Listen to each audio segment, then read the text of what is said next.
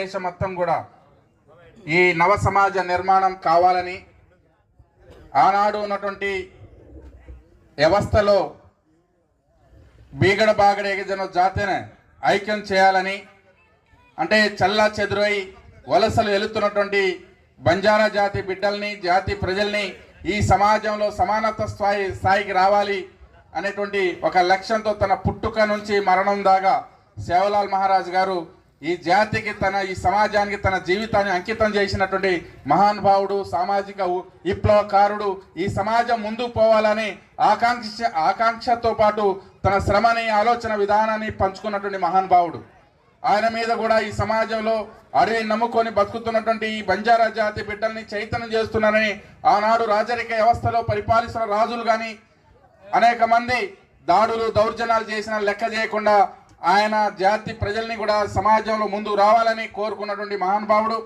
శాస్త్ర సాంకేతిక రంగాల్ని అందుకోవాలని, మూడో విశ్వాసాలను నమ్మకూడదని, జంతు బలి చేయవద్దు, అందుకోసం మీరు పశువుల్ని పెంచండి, వ్యవసాయం చేయండి, మీరు వలసలు పోవద్దు, తండాన్ని నిర్మించమని ఆనాడు ఇచ్చినటువంటి సందేశంతోనే ఇవాళ చెట్టు దగ్గరైనా, పుట్ట దగ్గరైనా, కొండలు, గుట్టలు, నీళ్లు ఉన్నటువంటి ప్రాంతాల్లో తండాలు ఎక్కువ ఉన్నాయి.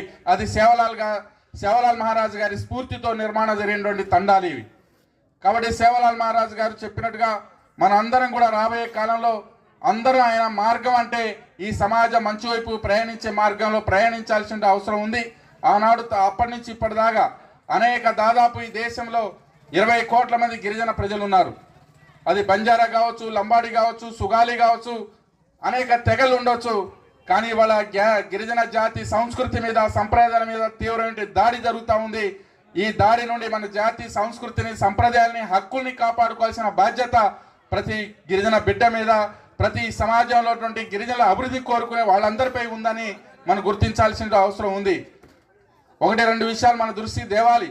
ఇవాళ ఈ దేశంలో గిరిజన జాతి మీద తీవ్రమైన దాడి జరుగుతుందంటే మన జనాభా 20 కోట్ల మంది ఉన్నారు. కేంద్ర బీజేపీ ప్రభుత్వం ప్రవేశపెట్టిన బడ్జెట్ చూస్తే మనకి దాదాపు 8% బడ్జెట్ కేటాయింపు జరగాలి, కానీ ఢిల్లీ సర్కార్ గిరిజనులకు 2% కేటాయించింది. ఎంత అన్యాయం ఇది! ఈ దేశ బడ్జెట్లో 8% రావాల్సి విద్య, వైద్యం, తండాల అభివృద్ధి, గ్రామాల అభివృద్ధి, విద్య కోసం, యువత ఉపాధి అవకాశాల కోసం బడ్జెట్లో కేటాయింపులు జరగాల్సింది చాలా అన్యాయం జరిగింది. ఇది మనం గ్రహించాల్సిన అవసరం. ఢిల్లీ సర్కార్ ఇవాళ మనకు అనుకూలంగా లేనటువంటి పరిస్థితి, మన వ్యతిరేకంగా ఇవాళ తన బడ్జెట్ని రూపొందించి ఇవాళ చేస్తూ ఉంది. కాబట్టి రాబోయే కాలంలో మన బడ్జెట్లో మన వాటా దక్కేంత వరకు ఈ దేశంలో ఉన్నటువంటి గిరిజనులంతా కూడా